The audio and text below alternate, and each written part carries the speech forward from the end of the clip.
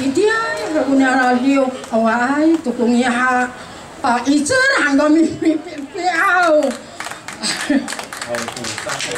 讲阿嬷、阿公、阿嬷讲的那句话，就刚才说，请都给我们掌声。我们年纪也这么大了哈，在以前那个年代哦，是